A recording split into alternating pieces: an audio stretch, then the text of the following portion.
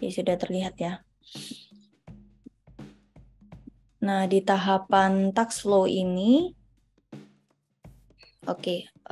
di user flow sendiri memiliki tiga jenis flow ya. Contohnya ada task flow.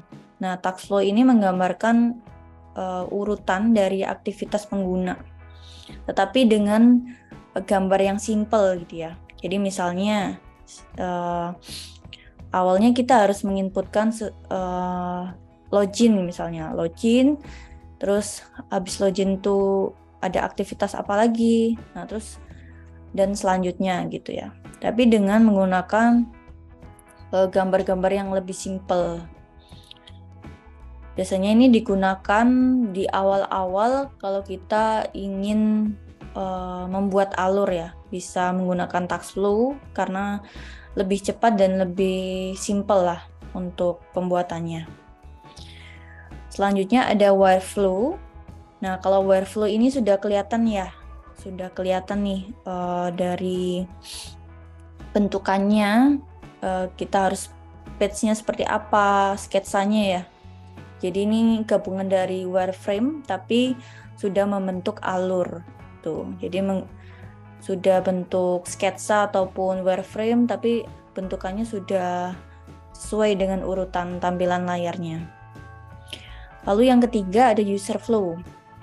Nah, ini yang biasanya sering kita sebut user flow.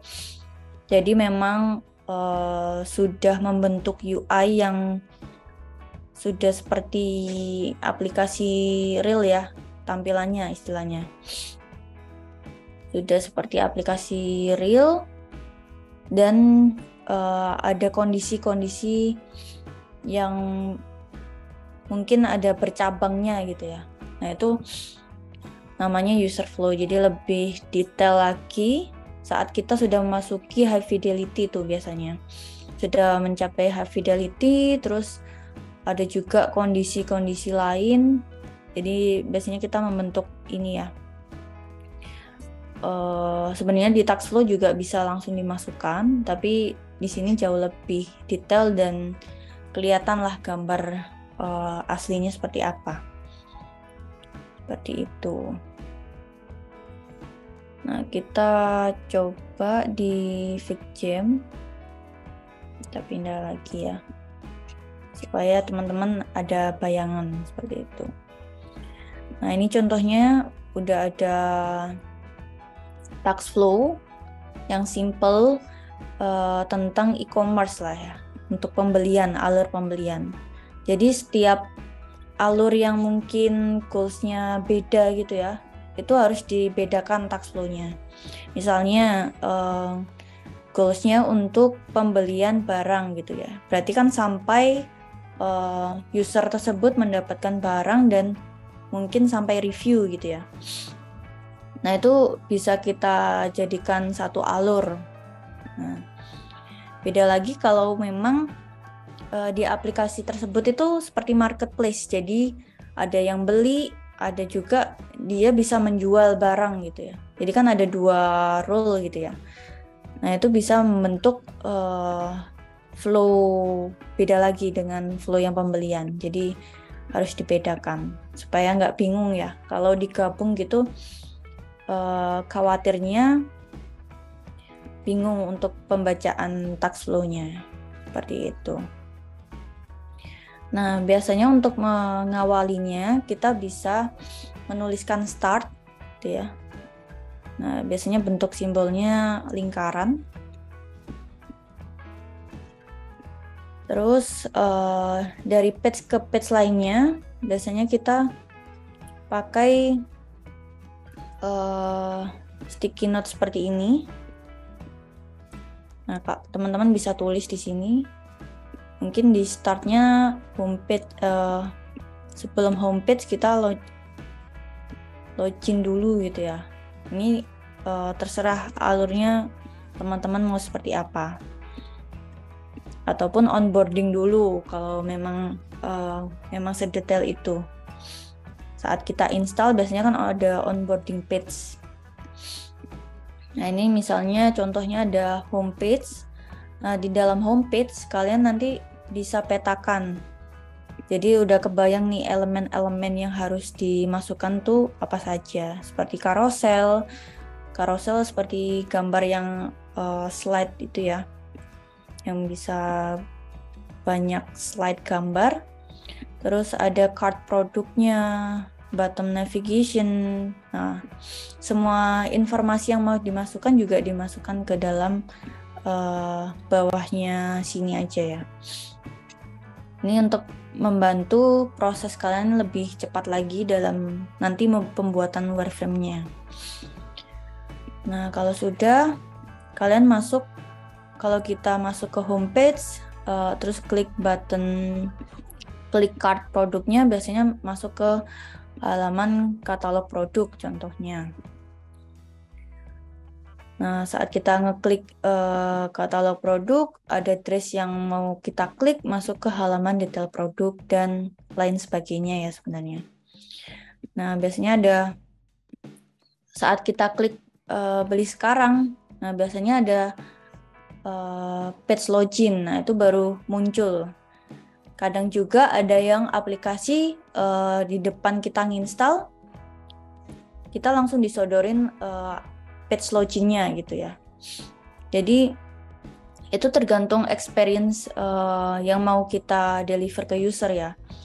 Kadang memang menempatkan login di depan itu karena memang aplikasinya memang ini private ya. Memang nggak semua orang umum itu bisa melihat halaman depannya seperti homepage ini ya.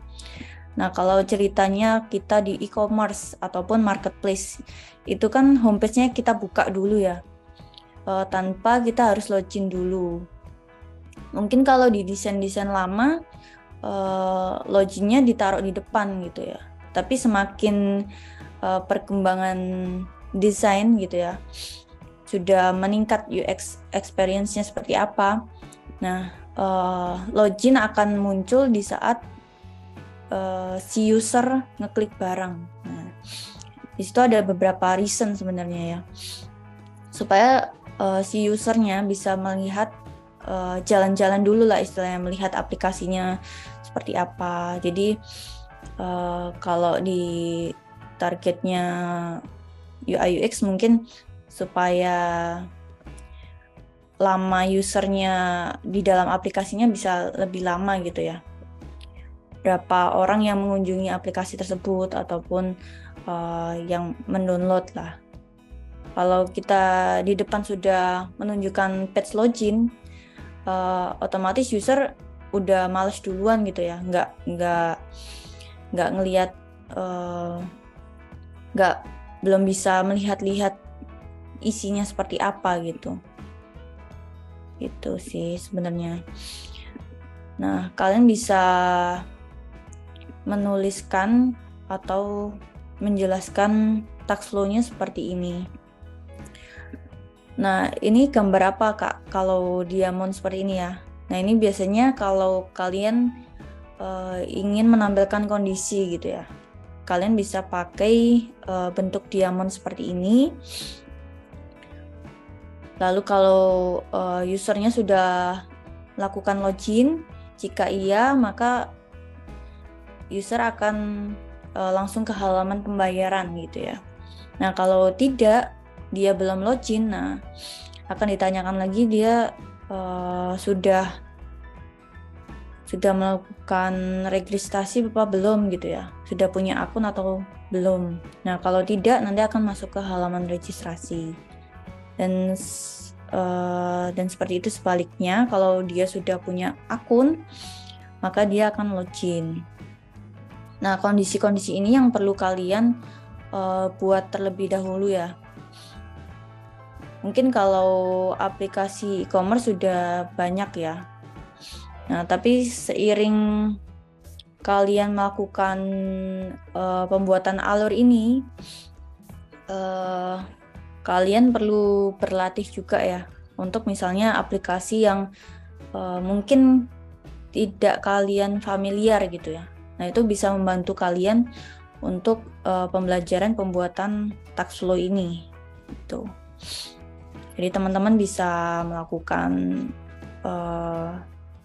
percobaan gitu ya, misalnya membuat aplikasi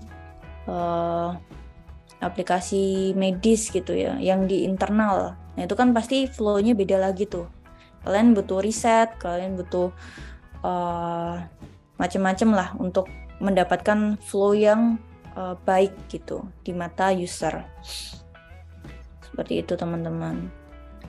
Nah selanjutnya kalau kalian sudah mendapatkan flow-nya, nah ini tinggal kalian melakukan, sebenarnya ini opsional ya untuk melakukan crazy egg.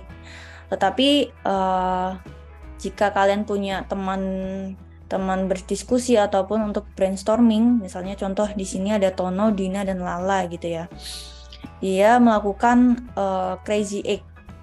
Nah, crazy egg ini gunanya untuk kita mengeksplor berbagai layout ya. Misalnya kita mau mengeksplor layout homepage-nya seperti apa gitu ya, ataupun halaman detail produknya seperti apa. Nah, kalian bisa melakukan crazy egg. Biasanya kita membutuhkan HVS gitu ya. HVS nanti dilipat menjadi 8 sisi. Nah, contohnya seperti ini. Ini ada 8 sisi. Lalu kalian bisa melakukan sketsa dalam waktu 8 menit. Jadi masing-masing 1 menit dalam satu sisinya gitu. Nah, semakin banyak ide-ide yang dituangkan gitu ya. Nah, itu biasanya semakin bagus juga. Jadi kalian bisa melakukan voting. Misalnya contohnya di sini juga bisa melakukan voting ya teman-teman. Jadi kalian bisa menggunakan stem di sini. Terus kalian pilih nih, oh aku suka dengan layout yang seperti ini nih gitu ya. Ataupun si Lala juga, ya ini aku setuju dengan card yang seperti ini layoutnya gitu. Itu contohnya aja ya teman-teman.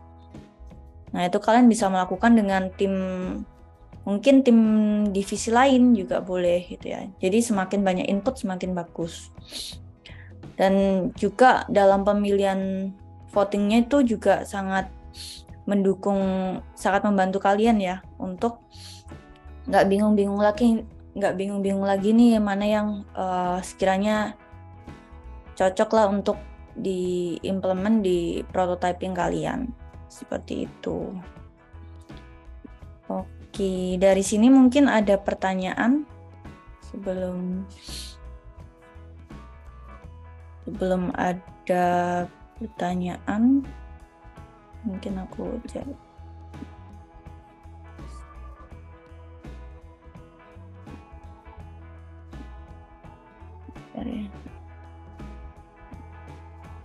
Ya, untuk di sesi 1 ini kita sampai ke crazy egg ya. Jadi untuk sesi yang kedua nanti kita akan membahas prototypingnya.